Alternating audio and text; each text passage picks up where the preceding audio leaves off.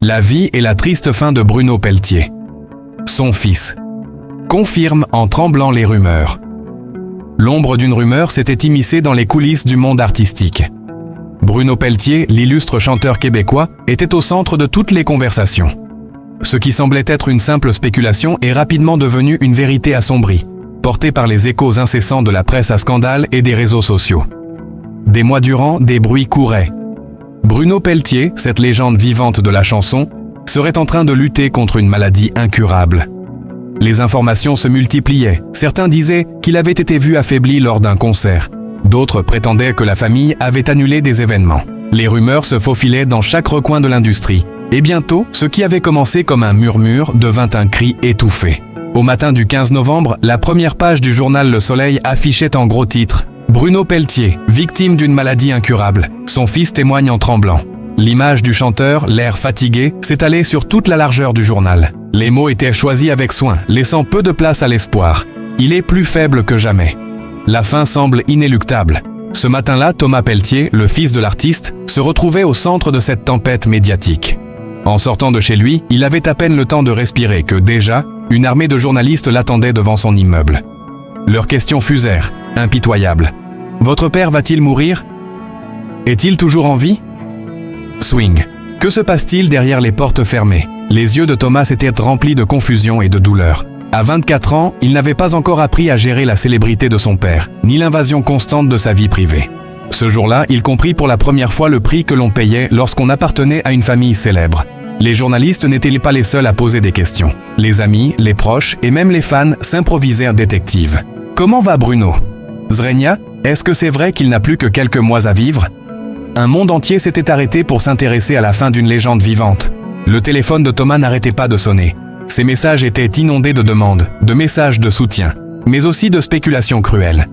Il avait beau dire qu'il ne savait rien, que son père lui-même préférait garder le silence. Les gens voulèrent des réponses. Au dîner, avec sa mère, Marie-Claude, la tension était palpable. Le regard des deux femmes était empreint de cette tristesse qui se dévoilait par petits silences. Des silences lourds de secrets.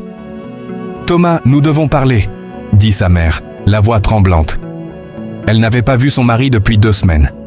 Ils avaient tous deux été éloignés pour des raisons médicales, mais aucun d'eux n'avait voulu faire d'annonce. La maladie était là, invisible, mais présente. Bruno était toujours celui qui illuminait la scène, mais dans les coulisses, un homme fragile luttait pour chaque respiration. Le moment vint où Thomas ne put plus se taire. Le 17 novembre, après des jours de rumeurs et de spéculations insupportables, il prit son courage à 2 mains et accepta une interview avec la journaliste Isabelle Lachance, une figure bien connue du monde médiatique québécois. Assis dans un café de Montréal, il attendait que l'interview commence, mais son cœur battait la chamade. Comment allait-il pouvoir répondre à toutes ces questions sans trahir la souffrance de son père? Isabelle le regarda intensément. « Thomas, il est temps de dire la vérité. Les rumeurs se propagent comme un feu incontrôlable, et tu sais aussi bien que moi que rien ne sera plus jamais comme avant. » Son regard était doux, presque compatissant. C'était une femme qui avait vu bien des drames médiatiques au cours de sa carrière, mais celui-ci semblait différent. Thomas prit une grande inspiration, son corps tremblait, et enfin les mots sortirent. « Oui, mon père est malade. Il souffre d'une maladie qui ne peut être guérie, mais il est toujours là. Il lutte chaque jour.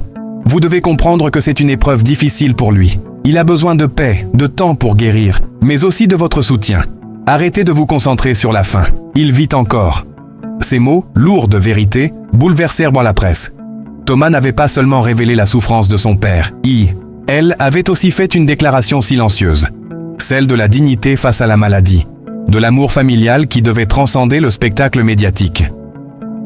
Quelques jours après l'interview, Bruno Pelletier, fidèle à son caractère, prit la parole. Dans une vidéo enregistrée en privé, il s'adressa à ses fans, qu'il avait soutenus tout au long de sa carrière. « Je sais que vous vous inquiétez pour moi, mais je vous assure que je me bats avec toute la force qui m'est donnée. Oui, la maladie fait partie de ma vie, mais tant que je peux chanter, je continuerai de le faire. Merci pour votre soutien, ce n'est pas la fin. C'est une nouvelle étape, nous allons la traverser ensemble. » Les mots de Bruno furent un baume pour l'âme de ses fans. Les réseaux sociaux, autrefois pleins de rumeurs et de spéculations, se remplirent de messages d'amour et de solidarité.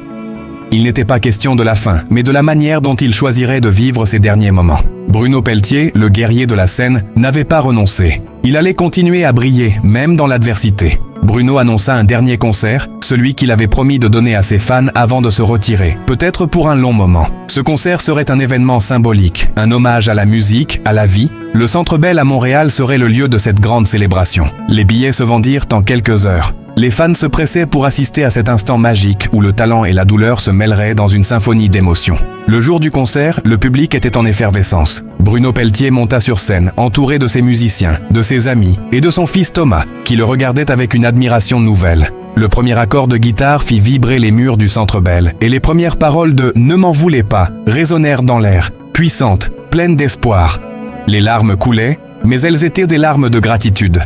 Le public n'avait pas assisté à la fin d'un artiste. Non.